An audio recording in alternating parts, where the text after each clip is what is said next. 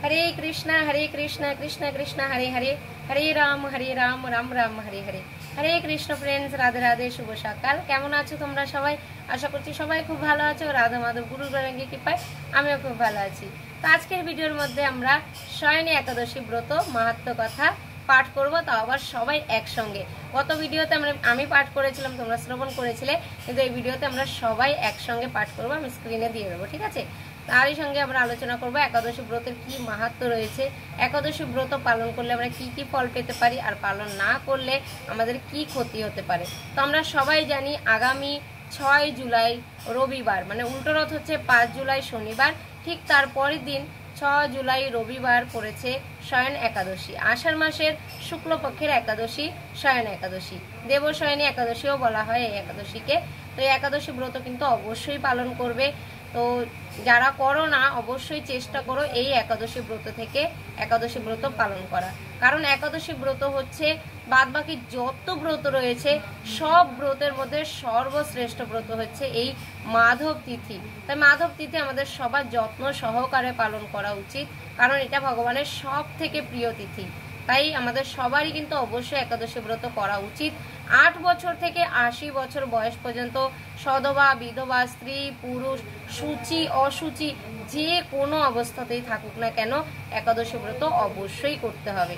তো একাদশী ব্রতের কি নিয়ম রয়েছে, কি খাওয়া যাবে কি খাওয়া যাবে না, সেটা আমি গত ভিডিওতেই আলোচনা করেছি, তাই আজকে আর বললাম না। তবু পঞ্চশস্যটা কিন্তু অবশ্যই বর্জনীয়, ঠিক আছে? কোনো রকম হরলিক্স বলো, ওটস বলো, বা চিড়ে মুড়ি রুটি, এগুলো শুকনো হলেও কিন্তু খাওয়া যাবে না, কারণ এগুলো পঞ্চশস্যর মধ্যেই পড়ছে, ঠিক আছে?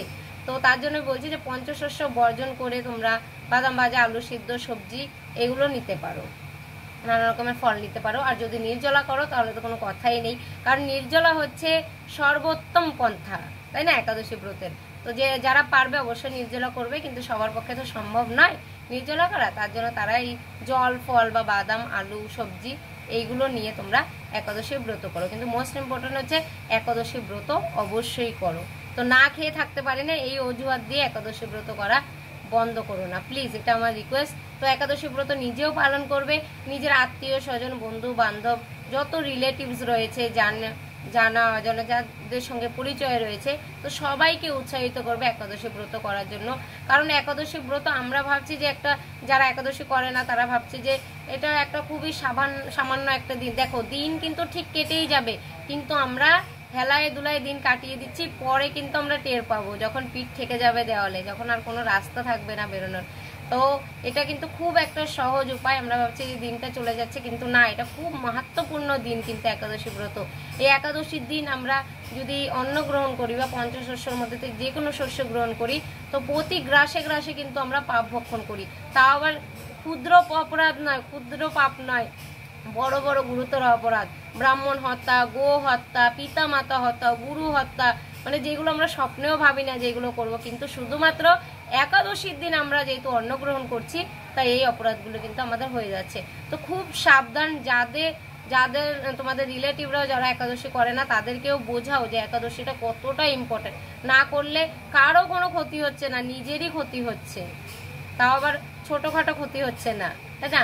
তো একাদশী ব্রত করার মাধ্যমে আমরা ভগবানের অতি প্রিয় হয়ে উঠতে পারি, কারণ ভগবানের যেহেতু প্রিয় তিথি, তো এই দিন ভগবান এমনিতেই খুশি থাকেন। আর এই দিন যদি আমরা বেশি করে ভগবানের সেবা করি তাহলে ভগবান আরো বেশি খুশি হবেন, আমাদেরকে শুদ্ধ কৃষ্ণ প্রেম ভক্তি দান করবেন, কি তাই তো? তো বাদ বাকি তো ডিটেলস আমি গত ভিডিওতে আলোচনা করেছি, আজকে আর আলোচনা করবো না। চলো আমরা সবাই একসঙ্গে শয়ন একাদশী ব্রত কথা পাঠ করি। শয়ন একাদশী ব্রত মাহাত্ম্য কথা। মহারাজ যুধিষ্ঠির বললেন, হে কৃষ্ণ, আষাঢ় মাসের শুক্লপক্ষের একাদশীর নাম কি, এর মহিমাই বা কি, তা আমাকে কৃপা করে বলুন। শ্রীকৃষ্ণ বললেন, ব্রহ্মা এই একাদশী সম্পর্কে দেবঋষি নারদকে যা বলেছিলেন আমি সেই আশ্চর্যজনক কথা আপনাকে বলছি। শ্রী ব্রহ্মা বললেন, হে নারদ, এ সংসারে একাদশীর মতো পবিত্র আর কোনো ব্রত নেই। সকল পাপ বিনাশের জন্য এই বিষ্ণুব্রত পালন করা একান্ত আবশ্যক। যে ব্যক্তি এই প্রকার পবিত্র পাপনাশক এবং সকল অভীষ্ট প্রদাতা একাদশী ব্রত না করে তাকে নরকগামী হতে হয়। আষাঢ়ের শুক্লপক্ষের এই একাদশী শয়নী নামে বিখ্যাত। শ্রী ভগবান ঋষিকেশের জন্য এই ব্রত পালন করতে হয়। এই ব্রতের সম্বন্ধে এক মঙ্গলময় পৌরাণিক কাহিনী আছে, আমি এখন তা বলছি। বহু বছর পূর্বে সূর্যবংশে মান্ধাতা নামে একজন রাজর্ষি ছিলেন। তিনি ছিলেন সত্য প্রতিজ্ঞ এবং প্রতাপশালী চক্রবর্তী রাজা। প্রজাদেরকে তিনি নিজের সন্তানের মতো প্রতিপালন করতেন।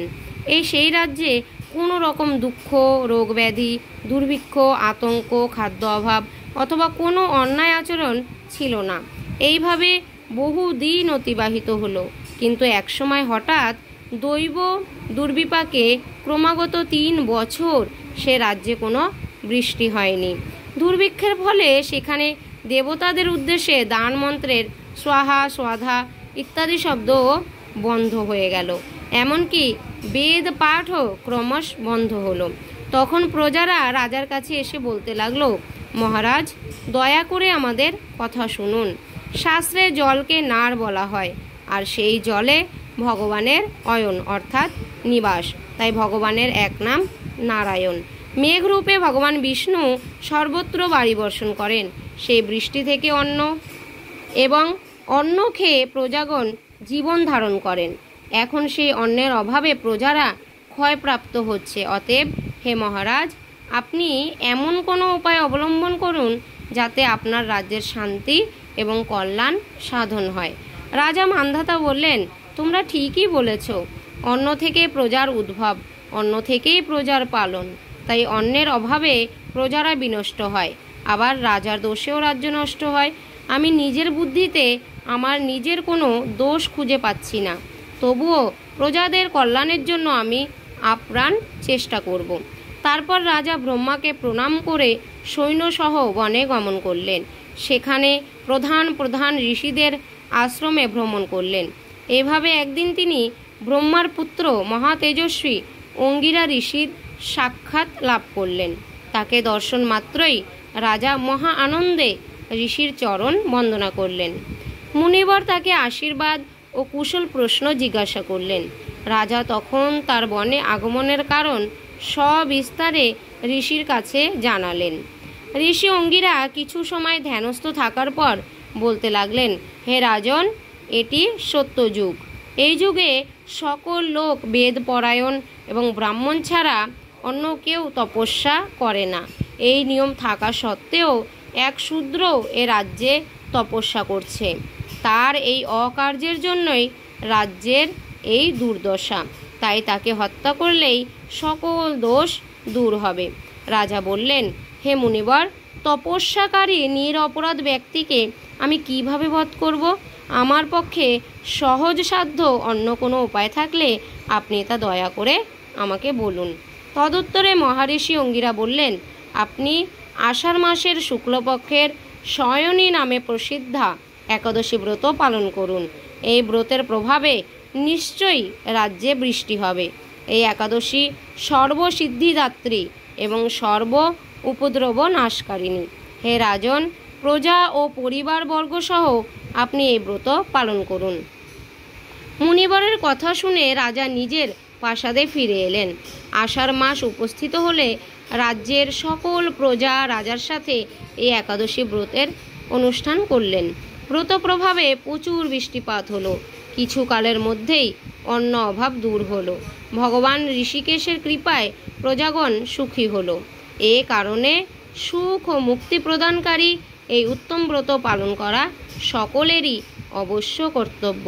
ভবিষ্যত্তর পুরাণে যুধিষ্ঠির শ্রীকৃষ্ণ তথা নারদ ব্রহ্মা সংবাদরূপে একাদশীর এই মাহাত্ম্য বর্ণিত হয়েছে। জয় শ্রী শ্রী শয়ন একাদশী ব্রত মাহাত্ম্য কথা কি জয়। নিতাই গৌর প্রেমানন্দে হরি বল। হরি বল। তো এই ছিল শয়ন একাদশী ব্রত মাহাত্ম্য কথা। আমরা জানতে পারলাম এই একাদশী ব্রত করার মাধ্যমে আমরা কি ফল পেতে পারি আর এর কি পৌরাণিক ঘটনা ছিল। তো আশা করছি তোমরা সবাই কিন্তু অবশ্যই আগামী 6 জুলাই রবিবার শয়ন একাদশী ব্রত অবশ্যই পালন করবে। কি করবে তো কেউ কিন্তু ভুলে যাবে না, একদম লিখে রাখো ডায়েরিতে যে অবশ্যই একাদশী ব্রত করব।